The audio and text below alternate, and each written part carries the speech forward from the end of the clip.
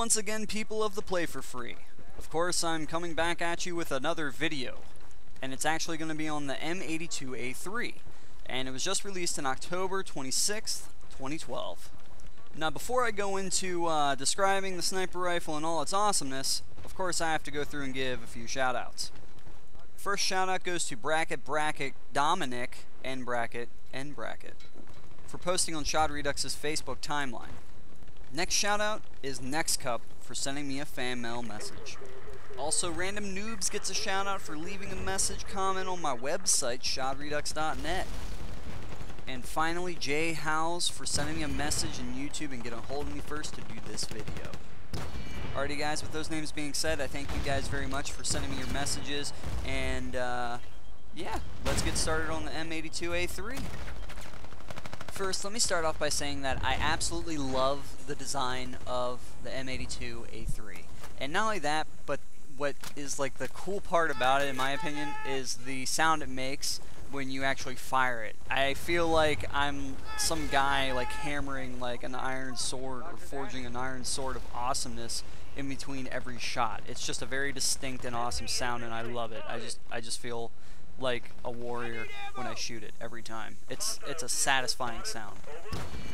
The M82 is a recoil-operated, semi-automatic, anti-material rifle developed by American Barrett Firearms Manufacturing Company. It was designed by Ronnie Barrett in 1980. The total amount of ammo you get with the base M82A3 is 15, and that's 5 bullets per magazine. So in comparison to the base M95, it does have 3 more bullets. The M82A3's reload time is about 5.5 seconds, which is a little bit on the slow side, especially for a sniper rifle. Out of all the sniper rifles, the M82A3 has the worst bullet deviation and recoil, horizontal and vertical recoil. And it doesn't matter if you're firing down sight or from hip fire. The deviation and the recoil is just bad. Even though the M82A3 is a semi-automatic sniper rifle, it still has the slowest rate of fire out of all the sniper rifles. It takes about 5 seconds before you can fire off your next shot, even though you don't have to reload. So for the first time users of the M82A3, the rate of fire between shots may be awkward to get down pat, but to assist with this, the gun does make a distinct clicking sound when you can fire off the next round. So just pay attention to that and listen for the sound, and you should be good. Even though the gun doesn't seem to function as a semi-automatic rifle, I think the reason for this was due to the fact that the semi-auto snipers stay in scope until your magazine is empty, versus bolt-action rifles that force you to zoom out of scope to cycle your next shot. So what this means is after every shot you take with the M82A3 in scope, except for the final shot before reloading your gun, you stay in scope, maintaining the bird's eye view of your target. The standard scope of the M82A3 does seem to have the similar type of zoom that the L96 and M95 zoom have, so you get a little bit more range out of it. A couple of the great things though about the M82A3 is the fact that it does seem to have the least amount of bullet drop out of all the sniper rifles. And it does have the highest long range damage out of all sniper rifles. Now with that being said, let's discuss the damage of the gun. From close range, the gun can do anywhere from low to high 80s in damage. At medium ranges, it stays around low to mid 70s in damage, and at longer ranges, it does anywhere from mid 50s to mid 60s in damage. And if one's able to make a headshot throughout any range, it will result in an instant kill, regardless if they have only 100 health or 110 health. The overall idea for using the M82A3 is for distance and power.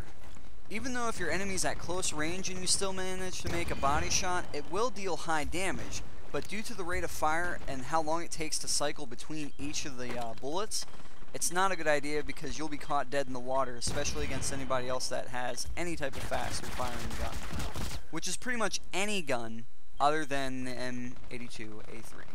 Since the M82A3 is an anti-material sniper rifle, this means you're able to do damage to vehicles.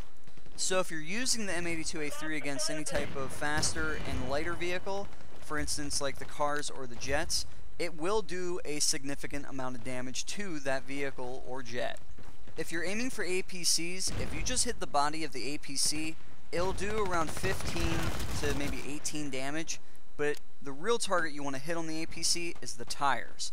If you hit any one of the tires on the APC, you'll do around 35 to 40 damage depending on the range and where you're at. The same as well goes for the tank if you just shoot the treads.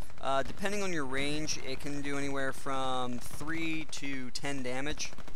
Of course, if you're aiming at the US side tank, you could just aim for the machine gun's ammo box at the top there, on top of the turret, and you can do a heck of a lot more damage, but unfortunately this doesn't work for the RU side's tank. What really sets this rifle apart from the others is the capability to shoot through glass on vehicles regardless if the enemy is stationary or in motion. To put this into better perspective, I had Recomatic and the Boss 55 to help me make the mini clip to explain this a little bit better. Recomatic has the M95 and he takes a shot at a stationary enemy through the glass, but the bullet doesn't penetrate. Now I'll take my shot with the M82A3. It penetrates through the glass. You'll also notice that the M82A3 has a cleaner animation showing that it looks like it went through the glass versus the M95's scattered effect on the window.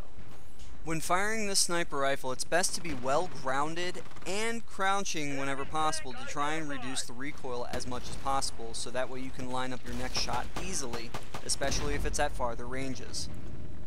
The ideal role for the M82A3 is definitely long-range defensive or a scouter role that could cause additional distraction, especially against vehicles.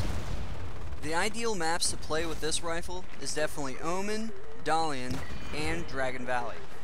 Moshner and Strike at Karkand are also okay maps to use this rifle in as well. But the worst maps to play on with the sniper rifle is Sharky, Myanmar, and Basra, due to those maps not having many long-range sniping engagements and mainly a lot of close-quarters combat. The scope on the sniper rifle is similar to the M95 standard scope as well as the Desert Ballistic scope.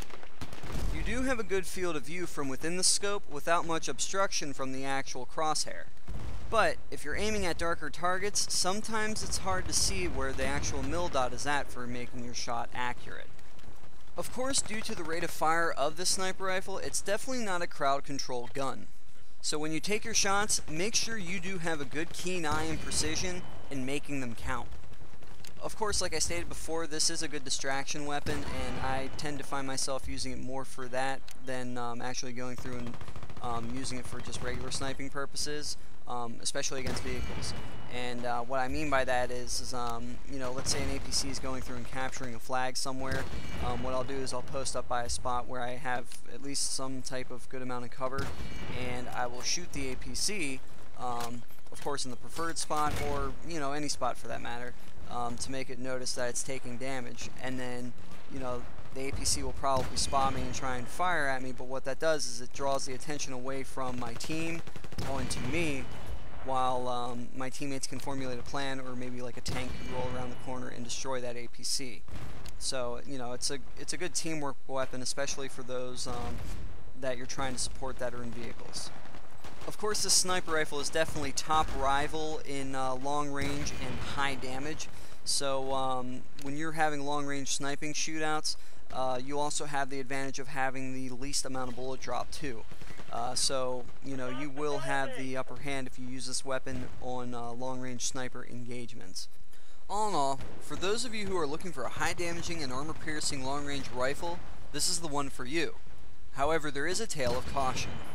This weapon is not designed for quick and easy use, so keep your enemies at a distance. If you can manage this, any Battlefield veteran with a trained eye can really appreciate this gun. That's all I have for the M82A3 sniper rifle. And a special thanks to the DOS clan for letting me use their server to show the bullet penetration example. So I'll see you guys next time, and have fun on the battlefield.